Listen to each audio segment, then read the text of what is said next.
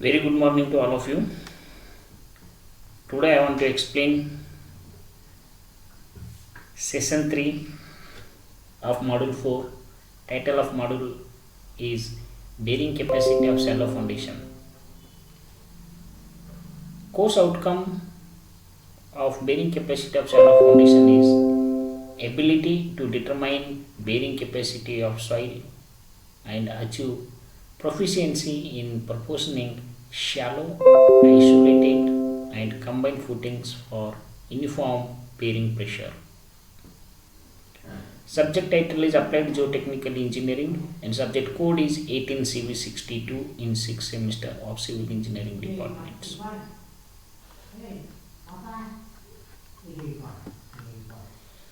Today's session 4's contents are bearing capacity of footing subjected to eccentric loadings. Next content is plate load test. Third content is limitation of plate load test. So these three contents I want to finish in session 3. Okay. So let us see how to determine bearing capacity of footing subjected to eccentric loadings. Last session we have discussed about how to determine ultimate bearing capacity for general shear failure, local shear failure with a different type of footings, that is square footings, isolated footings, circular footings, with water tables, without water tables, as well as Brinch-Hanson's equations, and as well as bearing Tarski's bearing capacity assumptions also we have seen. So next is sometimes load is acting at an eccentricity. So then how to determine bearing capacity of the given soil in footings. Okay, so that's also most important. Okay, so here see this figure. So here length of the footing is L, width of the footing is B, and you look at center line of these footings. So, okay, along x-axis and y-axis you divide it by 2. Okay, so along the x-axis, along the y-axis we are locating half of the footings, and now this is the loading points. Okay, we want to determine say bearing capacity at these points. So then how to locate this? So here see, this is the eccentricity EB along B directions, and this is eccentricity along X directions. So EL with respect to center line, EB with respect to center lines, that is from the origins we are selecting Q points to determine bearing capacity. And this distance is LE, is we are getting total L minus 2 times EL. 2 times EL. We are getting this distance. And this distance is from here to here. We are calculating BA equal to total width B minus 2 times EB. Okay, 2 times EB. Here this distance, so this point is B by 2 minus EB from the edge. B by 2 minus EB, we are getting this distance. Similarly this distance L by 2 minus this distance, we are getting this located points Q. Okay, and this is the footing diagrams. So this figure name is concept of effective dimensions for eccentric loading footings. Okay, so for this diagram, how to calculate ultimate bearing capacity as well as say bearing capacity. Let us see. With respect to above figure, when the point of application of load does not coincide with the centroid of the footing, its actual area or effective area is reduced.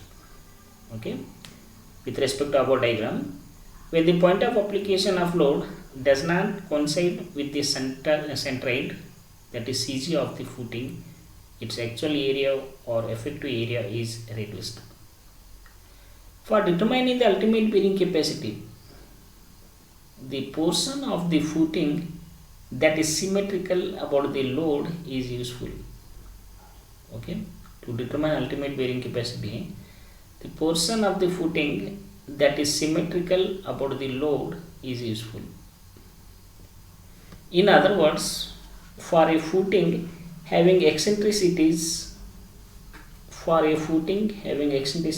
EB and EL along B and L dimensions, the useful portion has the dimensions of BE into LE.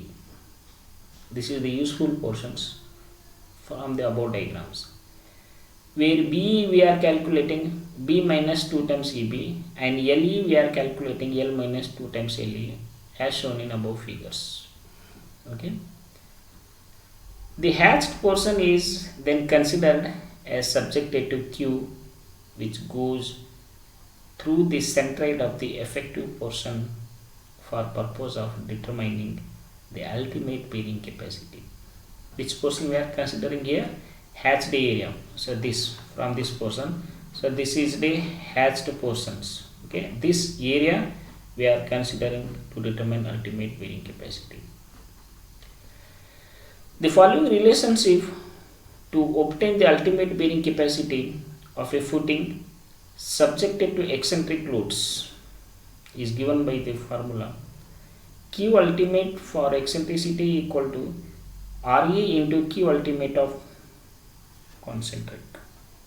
This is equation 1 for ultimate bearing capacity with respect to eccentricity, where Q ultimate with respect to eccentricity is nothing but a ultimate bearing capacity with eccentric loads.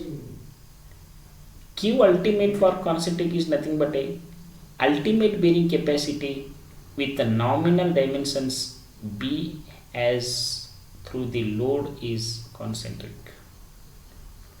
RE is nothing but a reduction factor for eccentricity, and this value is given from the tables. So we are considering a reduction factor for eccentricity. So this is the calculation of ultimate bearing capacity with respect to eccentricity loaded. Okay, so this is the explanations about how to determine ultimate bearing capacity for eccentricity loaded footings. Okay, next topic I want to start about plate load test. I think this test is repeated in module 1. Okay, same portion is repeated here. Okay, in this module also, how to determine settlements by using plate load tests. Okay, whenever we want to construct the bridges, dams, multi-story buildings, complexes, public buildings, we want to conduct plate load test and to determine bearing capacity of soils. So that's why plate load test is most important. Okay, so let us see explanation about plate load test. The purpose of this test is to determine the bearing capacity of a soil, usually for smaller or less important structures and normal conditions. The test involves loading a mild steel plate of at least 25 mm thickness or a series of them, which serves as a model footing. The recommended size are 30, 45, 60 and 75 cm square, and when the plate in contact with the soil is bigger than 30 cm square, a series of progressively smaller plates should be used. Okay, so we are using smaller to bigger plate size in the foundations. For clayey soils, sandy and silty soils. For clayey soils, sandy and silty soils, the size of the plate should be 60 centimeter square, while for gravelly and dense sandy soils, the minimum plate size shall be 30 centimeter square. So you should remember this parameter. For clayey soils, sandy and silty soils, the size of the plate should be 60 centimeter square, while for gravelly and dense sandy soil, the minimum plate size shall be 30 centimeter square. So these are the most important concepts. Okay. Let us see how to conduct plate load tests. What are the procedures? Okay, see step by step. First step, a test pit is excavated to the depth at which the foundation is expected to be placed, such that its width of the top portion is at least 5 times the size of the plate. Okay, this is the first step to excavate size of the pit. Okay, and next step, if more than one test is required, each test should be made at a new location, and the distance between these tests locations should be at least 5 times the size of the biggest plate used. So this is also important concept. Center to center distance for conducting the plate load test is 5 times the size of the biggest plate is used. And in third step, the plate prior to loading, before the loading, should be seated carefully and leveled with a leveling course of fine sand or plaster of Paris below the plate. So this is also important precautions. So in third step, the plate before loading should be seated carefully and leveled with a leveling course of fine sand or plaster of Paris below the plates. In fourth step, a seating load of 70 gram per centimeter square is placed on the plate. A seating load of 70 gram per centimeter square is placed on the plate, and initial readings of the dial gauges measuring settlement of the plate taken. So this is the fourth step is most important. And in the fifth step, the test load is applied in increments of about 1/5 of the estimated allowable bearing capacity. The test load is applied in increments of about 1/5 of the estimated allowable bearing capacity, but not more than 10 ton and up to a maximum of 1.5 times the settlement plates. And in sixth step, I will show the diagram afterwards. In sixth step, settlement should be recorded by 2 dial gauges with 0.02 sensitivity placed at diametrically opposite ends, and it should be noted for each increment of load after an interval of 1 minute, 4 minutes, 10 minutes, 20 minutes, 40 minutes, 60 minutes, and thereafter at hourly intervals. Then for soils other than clay soils, the time intervals of loading should not be less than an hour and not longer than the time required to make the rate of settlement appreciably small, that is, slope of time settlement curve becomes flat. And in next step, in case of clay soils, the time interval between loading should be such that it allows at least 70 to 80% of the probable ultimate settlement of should be at least 24 hours. So this test is conducted up to 24 hours. And in next step, if the water table is already the level of the footing, if the water table is already the level of the footing, the water table is lowered just below the footing level and the plate seated at the footing level. If the water table happens to be within 1 meter from the footing level, the plate load is conducted at the level of the water tables. So that's why you should be take the precautions if the water table is occurs during the conducting the test in this site. And in next step, in 10th, the load intensity corresponding to a settlement of 1.25 centimeter is taken as the ultimate bearing capacity. The load intensity corresponding to a settlement of 1.25 centimeter is taken as the ultimate bearing capacity. And the next step, after plotting the load settlement curve, you have a tangent on the curve from bottom to top coincide to load intensity axis. Okay, so these diagrams, but before that I will explain the diagrams. See these diagrams.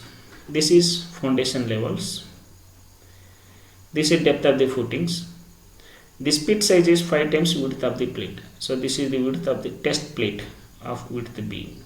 This is test pit and this size is 5 times width of the plate. This is plate bearing test. See this figures. This figure is called reaction loaded by truss reaction methods. Okay. See this is ground levels and this is depth of the footing. This is test pit. These are the two dial gauges. This is hydraulic jack. These are the trusses. Okay. Of dimensions. So this plates. So this is gusset plates, and these are the truss. This size is 2L of 65 by 65 by 6 mm, and this size is 2L type 65 into 65 into 10 mm, and this height of truss is 1.5 meters, and these are the crossbar channels. So these are the crossbar channel of dimension 125 mm into 50 mm into 1.2 meters, because these crossbar channel is also most important. And this is the soil anchors. So these are the soil anchors, and this dimension is 0.6 meters, that is brick piers. So these are the brick piers, and this is the ground levels. Okay, so this is reaction load by truss methods. Okay, so after the explanations or after the completion of the procedure, so now how to plot the graph. See, this x-axis is ultimate bearing capacity we are selecting, and along y-axis we are selecting settlement in mm. Okay, and see these are the different standard curve plotted based on the type of soil. So this curve is cohesive soils, and this curve is for partially cohesive soil, that is C5 type soils. So this curve, and this curve is referred as non-cohesive soils. So this is for non-cohesive soil, this is for cohesive soil, this is partially cohesive soil, that is C5 soil, and this curve is the actual field test curve opens. Okay, see, according to procedure, where there is a tangential point, you draw the dotted lines in upward direction passing through x-axis, and this is the ultimate bearing capacity with respect to settlements. Okay, now results from the graph. The test result of the plate load test is used to estimate the following parameters: ultimate bearing capacity per unit area, that is kilonewton per meter square, probable settlement, and modulus of subgrade reaction K. Okay, so these are the results obtained from load settlement curve. Next, the load intensity to a settlement of 1.25 centimeter is taken as the ultimate bearing capacity. See this from the figure. For 1.25 centimeter settlements, we are taking the load intensity. And next, for extrapolating the load test result to prototype footing, for extrapolating the load test result to prototype footing, the following relations are used. For clays, Q prototype equal to Q plate, and for sands, Q prototype is equal to A plus N times B prototype by B plates. This is equation number 2. Okay. For extrapolating of plate load test data for clay soil is possible from one size plate, whereas sands plates are different sizes are used. So this is also most important parameters to remember for extrapolating. However, for practical purposes, one may use Q prototype equal to P plate into B prototype by B plate. So you substitute the dimension, we are calculating Q prototype in kilonewton per meter square. So this is the explanations about plate load tests. And Hossel has suggested area perimeter shear methods. Hossel has suggested area perimeter shear method for C5 soils, and the bearing capacity is expressed as Q equal to A into Q plus P into S. This is equation number 4 as per this Hossel's, where Q is total load on the plates in kilonewtons. A is the area of contact of plate in meter square.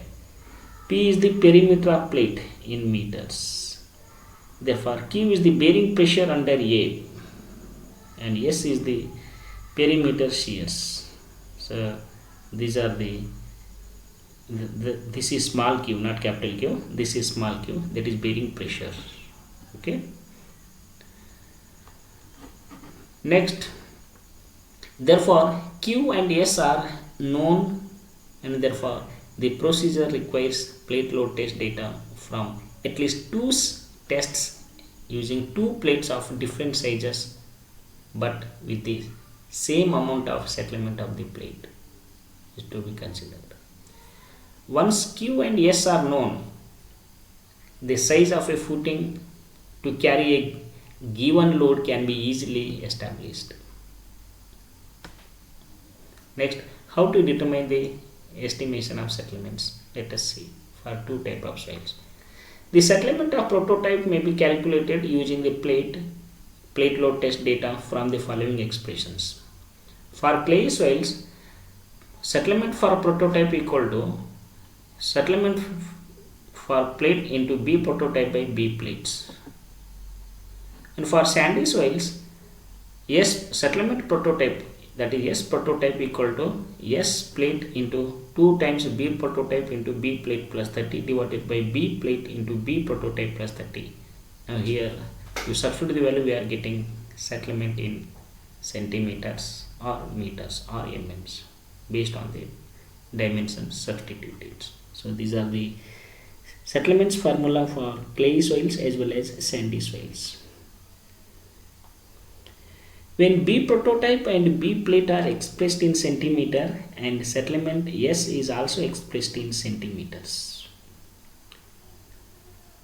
Terzky has indicated that for granular material the following expression is valid, that is for granular soil S prototype equal to S plate into 2 times B prototype by B prototype plus B plates. This is equation 7. You remember this equation for granular material also. How to determine estimation of modulus of subgrade reactions K? is given by the mathematically it is expressed as Ks equal to Q by Y, modulus of subgrade reaction, K equal to Q by Y, where Ks is modulus of subgrade reaction in kg per centimeter or centimeter cube or kg per centimeter cube. Q is intensity of soil pressure in kg per centimeter square. Y is the average settlement for an intensity of soil pressure in centimeters. So these are the estimation of modulus of subgrade reaction equations. And Q is intensity of soil pressure in kg per centimeter square, and Y is the average settlement for an intensity of soil pressures. So this is obtained from above formula. Next, there are some limitations of plate load tests. There are some limitation of plate load test for conducting the settlements. The test results reflect only character of the soil located within a depth less than twice the width of the bearing plates. This is the first limitations. Since the foundation are generally larger, the settlement and resistance against the shear failure will depend on the properties of a much more thicker stratums. So this is the first limitations for plate load tests. The second limitation is given, it is essentially a short duration test. It is essentially a short duration test, and hence the test does not give the ultimate settlement, particularly in the case of cohesive soils. So in short duration it is not used. And third limitation is, another limitation is the effect of the size of the foundations. Effect of the size of the foundation. For clayey soils, the ultimate pressure for a large foundation is the same as that for the test plates. But in dense sandy soils, the bearing capacity increases with the size of the foundation, and the test on smaller size bearing plates tends to give conservative values. So this is for two type of soils, how test is conducted, okay, and how results are given. Next limitation is, plate test must be supplemented by lowering and other penetration test to get informations about the soil conditions within the significant depth for the foundations. Plate test must be supplemented by lowering and other penetration test to get information about the soil conditions within the significant depth for the foundations. So this is the fourth limitation for plate load tests. And the fifth limitation is, when variable soil conditions are met. Okay, when variable soil conditions are met, the load test should be performed at different levels within the significant depth of pressure bulb of the foundation. The result of a plate loading test alone can never truly representative of the actual foundations. So this fifth limitation is most important. Okay, here if the soil layer is different, so a significant depth of pressure bulb of the foundation is also developed. The result of a plate loading test alone never truly representative of the actual foundation. So these are the some limitations for conducting the plate load tests. Okay. So these are the references are referred for this session 4. Okay. Thank you one and all. Next class I will be continue next sessions.